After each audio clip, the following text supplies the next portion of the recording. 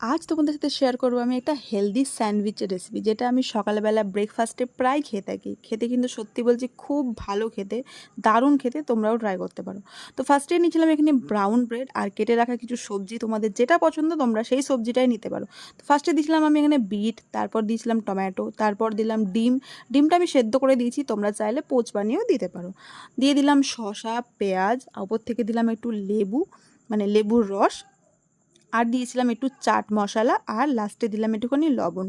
লবণ দেওয়ার পরে কিন্তু আর একটা ব্রেড আমি তার উপর দিয়ে দিয়েছিলাম, তারপরেই তোমরা খেতে পারো, বাট আমি একটুখানি সেকে খেতে ভালোবাসি, তো সেই জন্য আমি একটুখানি সেকে নেওয়ার জন্য তাওয়াতে দিয়েছিলাম একটু তেল। তোমরা তেলের জায়গায় বাটার ইউজ করতে পারো, আমি হালকা একটু তেলই দিয়েছিলাম।